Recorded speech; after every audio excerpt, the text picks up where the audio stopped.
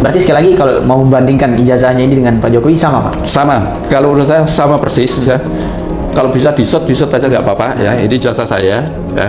Kalau Pak Jokowi dinyatakan palsu, pasti punya saya juga akan palsu. Dan secara hukum, barangkali kami juga siap ya untuk menjadi saksinya. Jadi kalau dari kami ya, dari teman-teman seangkatan itu kita sudah bersepakat ya. Jadi itu kalau kita menganggapnya sebagai guyonan saja sebenarnya itu Yeah. ya. Karena apabila dibuktikan sampai ke apapun juga, seandainya buktikan secara forensik pun, kita itu juga berani juga gitu kan.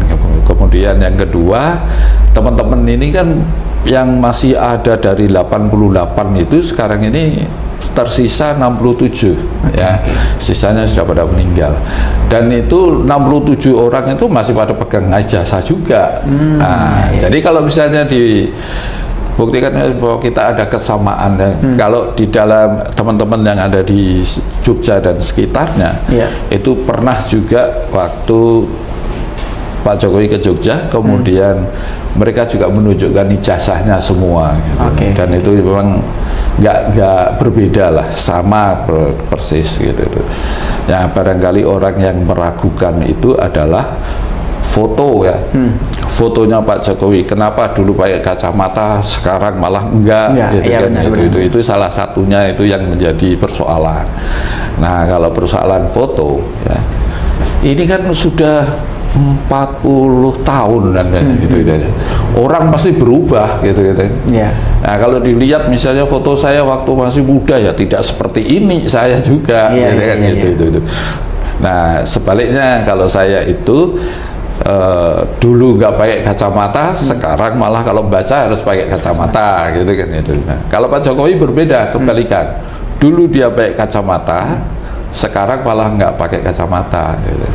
Tapi pernah saya tanyakan, Pak, kenapa Bapak dulu pakai kacamata kok sekarang nggak pakai gitu. Pernah saya tanyakan. Dia jawabannya, saya sendiri nggak tahu gitu. Tiba-tiba hilang gitu setelah saya berumur, dan saya kalau baca begini itu ya nggak pakai kacamata masih jelas. Dia bilang gitu. Jadi ada perubahan memang. Itu ketemunya kapan waktu disampaikan soal itu Pak? Tahun 2018 kalau sudah jadi presiden? Ya sudah.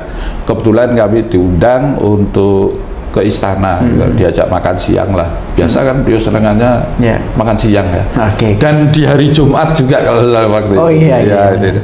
Itu kalau beritanya di detik.com itu ada itu di situ. Saya pengen tahu nih Pak, kronologinya Pak ya.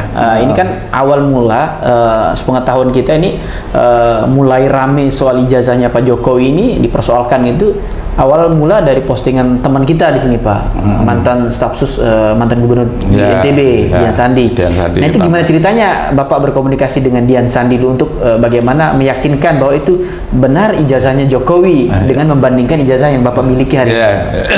Jadi begini, kalau Mas Dian itu memang saya sudah kenal sejak tahun 2018 kalau ingat saya ya. Kemudian tahun 2019 saya jadi kepala dinas perindustrian. Jadi sebelumnya saya di kehutanan ya, kepala dinas kehutanan. Kemudian di situ saya jadi kepala dinas perindustrian.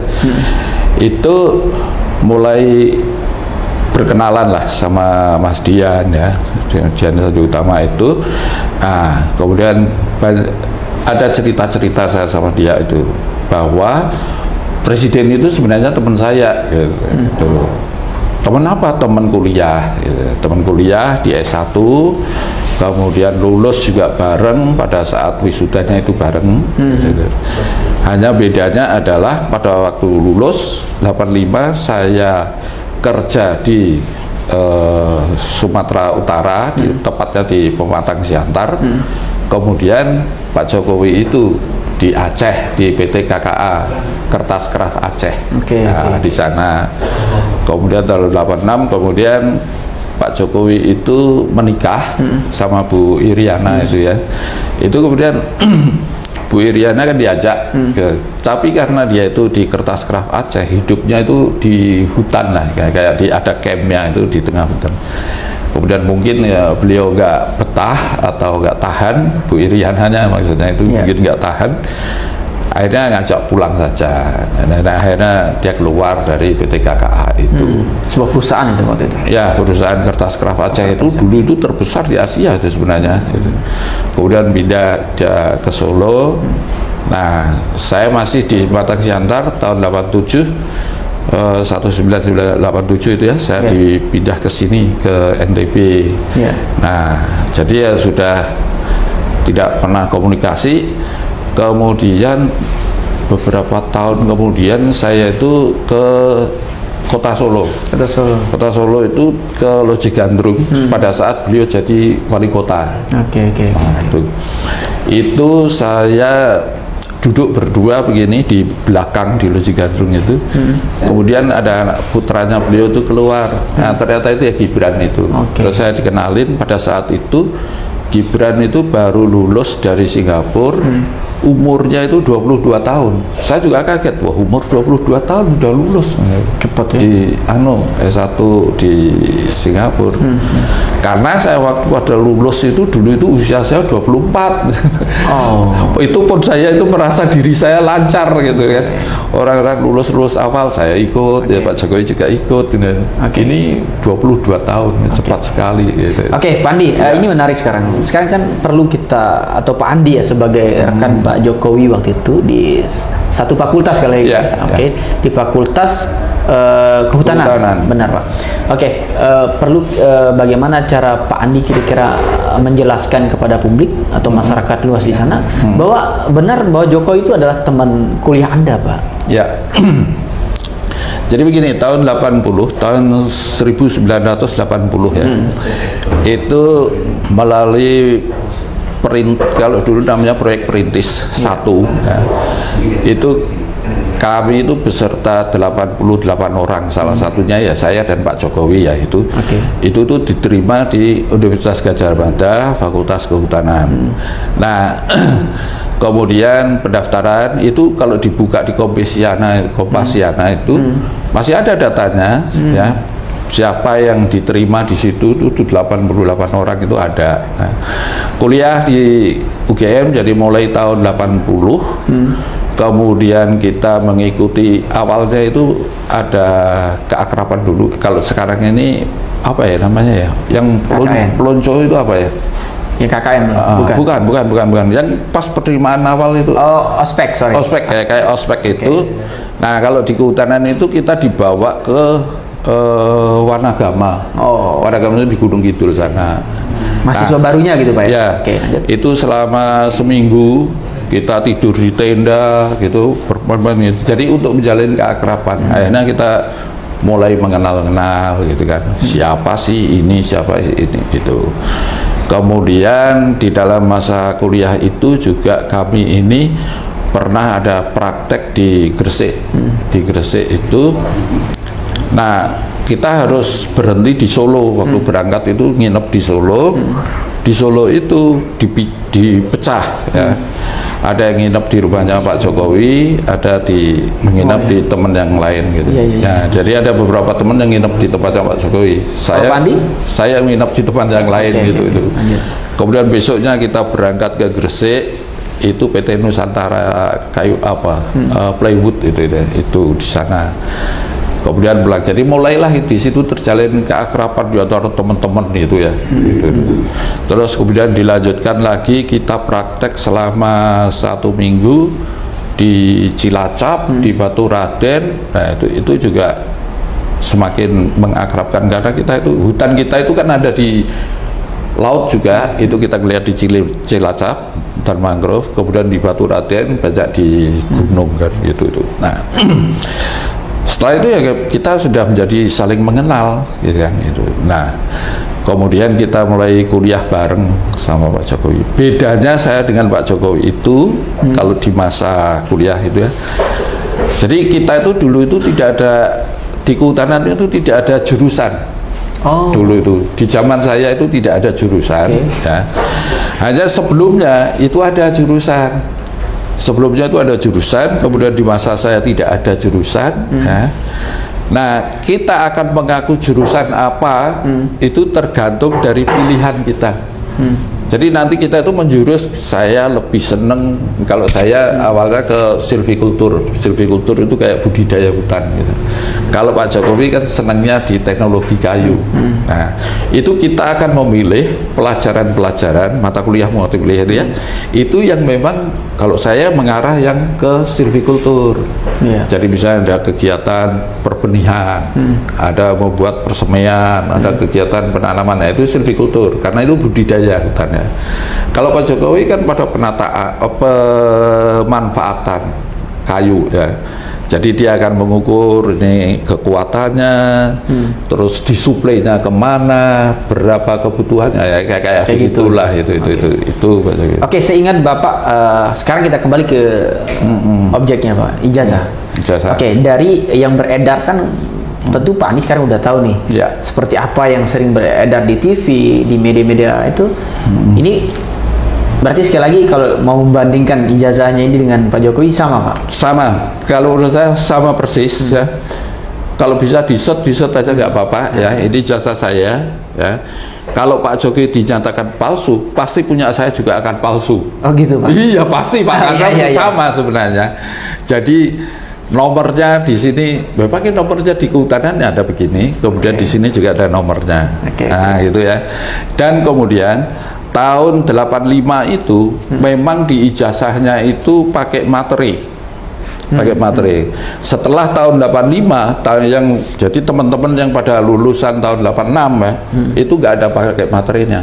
Oh, ya. Termasuk Andi? Ya, saya karena masuk yang awal itu pakai materi. Ya, setelah 86 itu nggak ada. Kemudian masalah jurusan ini tadi Mas. Ini kan ada tulisan jurusan tapi di strip ya. Iya benar. Nah, karena format yang lama itu memang ada jurusan. Setelah itu dihilangkan. Nah, kemudian tahun berapa ya, mulai 90 atau berapa itu ada lagi jurusan. Tapi sekarang ini sudah nggak ada lagi, sudah hilang. Jadi hanya kehutanan gitu aja. Itu. Soal PON, ini jadi salah satu juga masalah. PON, gimana tanggapan Pak? Jadi gini, kalau PON kita itu kan terimanya itu bang ijazah ya begini ini, gitu. Dari kalau dibilang kita ini buat atau itu kita nggak bisa buat. Ya, ini kan kalau menurut saya UGM juga mungkin pada waktu itu mencetak ya, entah di mana itu mencetaknya. Tapi semua ijazah di Fakultas Kehutanan yang pada zaman itu ya begini nih, persis plek gitu. Saya kemarin tanggal 15 April ya, itu diundang oleh Dekan Fakultas Kehutanan. Di sana itu karena ada TPUA itu, ya. Saya ke sana dan memang teman-teman juga membawa ijazah. Kita coba banding-bandingkan ijazahnya ya memang sama, memang begini semua. Gitu. Jadi nggak ada bedanya. Jadi kalau misalnya Pak Jokowi nyatakan palsu, maka kan semuanya itu akan palsu. Oke. Itu. Baik, berikutnya soal dosen pembina kalau tidak salah. Pembimbing, dosen pembimbing yang sempat juga dipersoalkan. Oke, itu gimana Pak? Kalau saya, pembimbing saya itu namanya dulu ya pembimbing akademik, namanya itu Pak Haryanto almarhum. Kemudian kalau pembimbing skripsi saya itu namanya itu Pak Dr. Joko Marsono. Beliau berdua, beliau ini sudah sepuh gitu. Masih ada kalau Pak Joko Marsono. Nah, kalau Pak Jokowi pembimbing akademiknya itu Pak Kasmujo. Pak Kasmujo itu kalau dalam podcast orang menyebutnya Pak Kosmajo, bukan Pak Kasmujo yang kita panggil Pak Kasmujo. Pak Kasmujo. Nah, kemudian sebenarnya pembimbing aslinya itu adalah Pak Profesor Sumitro almarhum. Ya, gitu. Kalau Pak Kasmujo sampai sekarang masih ada. Gitu. Cuma ya udah pensiun pasti. Gitu. Itu gimana tanggapan Bapak soal disebut bahwa di situ sekali lagi ada tanda tangan juga Pak yang di di skripsi. Sorry. Itu sama nggak dengan Bapak? Sama saja. Jadi begini, di masa itu, di masa 85 itu skripsi itu yang kita itu hanya mencetak ya. Setelah itu yang penting sudah dapat tanda tangan dari pembimbing utama, Itu kalau tanda tangan yang lain penguji atau apa-apa itu yang wajib memintakan tanda tangan itu adalah bagian pengajaran. Oke. Kalau di sini sekarang apa ini? Bagian akademik kalau salah ya, di fakultas. Ya. Nah kita itu mencetak itu 5, 1 untuk arsip kita, 1 untuk perpustakaan di fakultas. Kemudian yang 3 itu ya untuk penguji dan pembimbing. Kan ada pembimbing, ada pengujian. Itu di situ itu. Nah, di situ kalau kemudian pengajaran itu tidak memintakan kepada pembimbing itu dan penguji, ya memang ada tanda tangannya. Tapi pembimbing utamanya itu biasanya ada. Karena itu menyangkut sah tidaknya ya bimbing utama itu. Kalau bukti-bukti Bapak di kampus atau foto bersama dengan sesama ini fakultas saat itu ada, Bapak masih simpan? Masih ada ya. Ada foto-foto, kebetulan yang namanya itu Saminuddin Baroritau. Ini dari Aceh ini anak ini ya. Itu memang yang punya Tustel dan beliau saat itu ya. Itu. Di kemana-mana beliau suka bawa Tustel ya, sehingga banyak foto-fotonya juga gitu kan. Nah, jadi foto waktu kita pertama kali masuk fakultas kehutanan, tapi ya jangan bandingkan kayak gedung sekarang ya.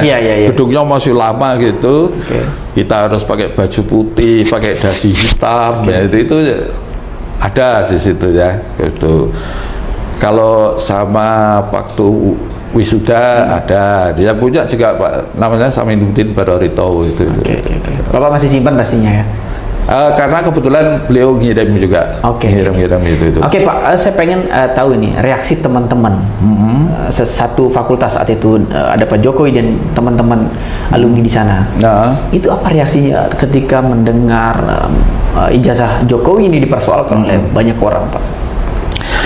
Kalau dalam posisi kami itu sebenarnya ya apa ya, kami ini Pak, kemarin itu juga saya kebetulan ketemu sama Profesor Markus namanya, ahli pidana di UGM, yang ngobrol-ngobrol, Pak kenapa tidak menunjukkan ijazahnya itu aja selesai gitu kan. Jawaban beliau adalah jadi ijazah, KRS, KTP, kemudian KHS, transkrip gitu. Itu tuh bagian data pribadi, privasi itu. Jadi kalau mau dibuka itu ya tergantung pribadinya mengizinkan atau tidak. Kalau nggak diizinkan ya memang nggak boleh. Itu katanya. Ya terus bagaimana? Apa kita mau memaksa oleh Pak Jokowi buka gitu? Nggak bisa. UGM pun nggak akan berani membuka karena itu privasi itu. Tanpa izinnya Pak Jokowi juga nggak dibolehkan. Itu. Ini kemarin karena saya juga ketemu sama Profesor Warning, Wakil Rektor 1 UGM. Beliau juga memberi keterangan seperti itu. Tapi kalau dibilang adakah data itu, ada, pasti ada. Dan waktu dinyatakan kalau gitu kita gugat sampai ke pengadilan ya, UGM juga menyatakan siap, silahkan mau digugat di mana saja, mau nasional maupun internasional. Tapi kalau misalnya kita nunjukkan buktinya nggak bisa karena itu privasi kan. Benar. Sepakat kalau itu. Oke, yang pengen saya tahu juga Pak Andi, setelah ada isu ini atau berita tentang ijazahnya Pak Jokowi yang diungkit-ungkit ini, apakah Pak Andi pernah dipanggil oleh UGM untuk mendiskusikan soal ini, atau karena ini kan udah sekian puluh tahun Pak, ijazah yang lama, dokumen lama yang harus kita coba, gimana Pak? Jadi ini kan meledak yang di 1 April itu gara-gara tulisannya Dian Sadi itu ya. Kemudian tanggal 15 April itu ada judul Geruduk UGM gitu kan, gitu. Salah satunya ke Fakultas Kehutanan gitu ya. Nah, itu saya mendapat undangan dari dekan Fakultanan di ini UGM gitu ya, untuk ikut hadir. Kemudian saya hadir di sana. Dan pada saat saya salaman sama Dr. Tifa, Dr. Tifa langsung mengenali saya, Pak Adi Pramaria. Ini ngerti deh, dikenal. Jadi kenal. Saya pikir kemudian saya tanya kenapa kok bisa tahu, Bu? Ya, karena fotonya Bapak yang beredar dengan foto wisudanya itu nggak berbeda gitu. Iya. Gitu. Oh, terus jadi itu kan memang saya juga ikut hadir di sana. Ya. Kemudian cuma kami itu kan menjadi saksi ya, gitu. Jadi kalau diminta ya kita tunjukkan, enggak ya enggak. Nah, jadi yang disampaikan itu hanya wakil rektor yang memberi keterangan, kemudian dekan Fakultas Kehutanan, siapa lagi ya, kemudian ada yang dari Fakultas Hukum itu namanya kalau saya Pak Sandi itu juga. Kapan tuh Pak? Udah lama? 2000 enggak ini kemarin 15 April itu. Bapak di apa bunyinya, dipanggil atau di apa oleh pihak kampus? Diundang, sorry biar saya nggak salah ini Pak. Ya. Diundang. Ada teman berapa 10 orangan lah itu. Oke. Berarti beberapa alumni juga hadir Pak selain Bapak Pandi. Ada alumni? Ada. Hadir ya? Hadir. Oke, teman-teman di satu fakultas dulu Pak. Ya. Oke. Pandi, sekarang ini kan menurut Pak Andi nih, saya pengen tahu aja dari Pak Andi sebagai teman sahabat Pak Jokowi. Kira-kira apa sih yang menyebabkan kembali diungkit soal ijazahnya Pak Jokowi? Sepengetahuan saya itu mendekati Pilpres untuk periode kedua itu diungkit juga sebenarnya. Nah, kira-kira apa sih kepentingan orang-orang ini yang kembali mengungkit soal ini, Pak? Menurut Anda? Kalau pada saat 2019 waktu mau Pilpres ya, yang kedua itu yang diungkap itu kan ijazah SMA. Iya, sorry, ijazah SMA.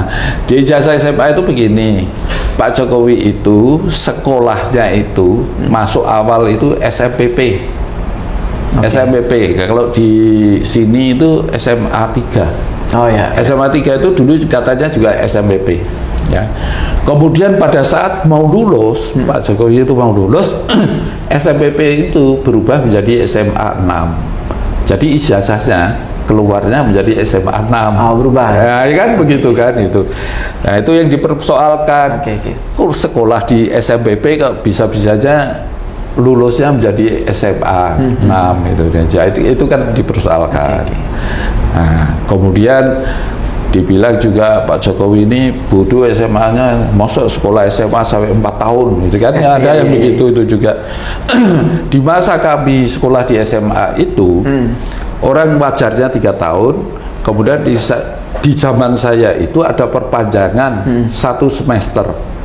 Itu konsepnya Pak siapa ya, Daud Yusuf atau gimana itu, karena kita mau mengubah semester. Kalau dulu kita lulus Januari, kita sekarang lulusnya Juni, sehingga terus bahwa SMA itu kita itu 3,5 tahun. Itu di zaman saya ya, termasuk Pak Jokowi juga sama kan, se-Indonesia itu. Nah diungkit di situ, kemudian kan nyata nggak terbukti. Selesai juga. Ya, selesai juga di SMA 1 itu.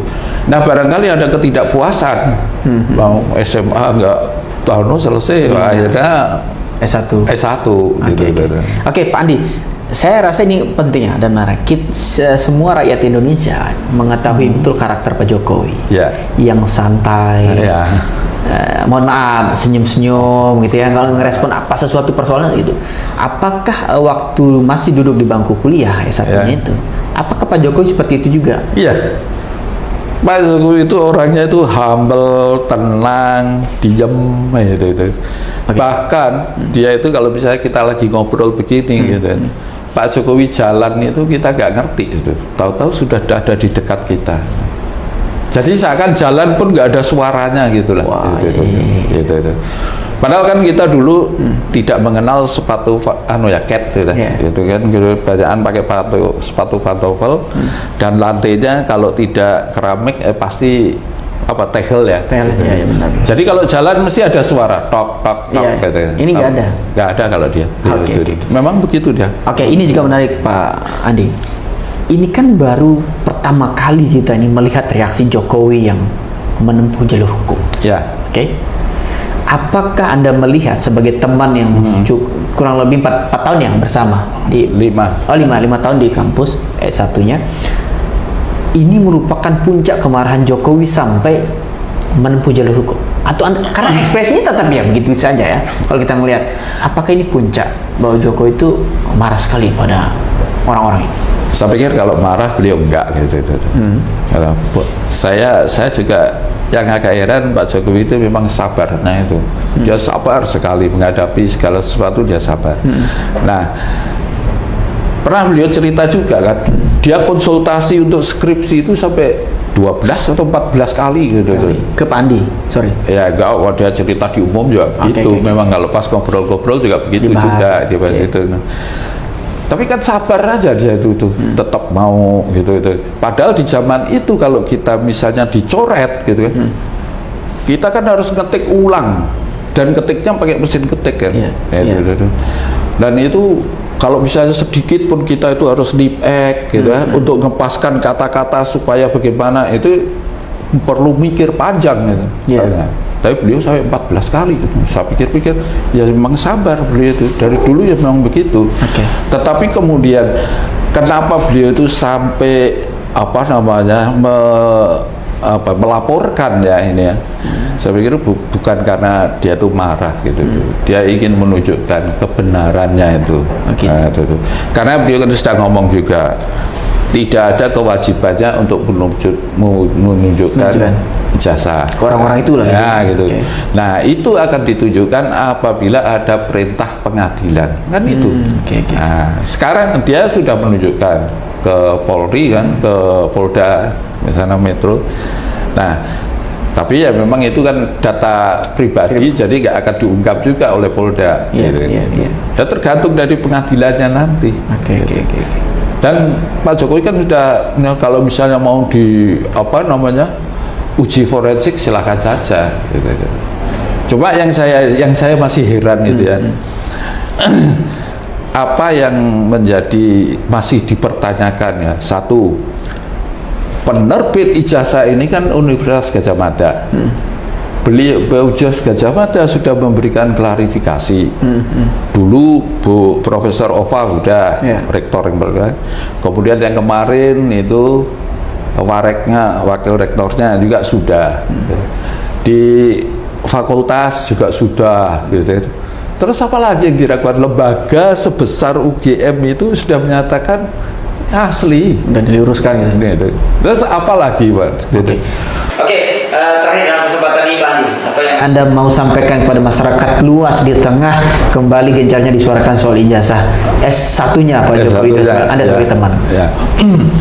Kalau kami gini, jadi kalau misalnya diuji forensik silakan ya kami itu, dan tapi diingat yang pertama, saksi sejarah bahwa Pak Jokowi kuliah itu memang banyak, masih 67 orang ya, dari 88 orang yang itu yang kuliah, kemudian yang tersisa sampai sekarang ini 67 orang itu sudah masih siap untuk apa namanya menunjukkan keaslian ijazahnya masing-masing dan silahkan dibandingkan.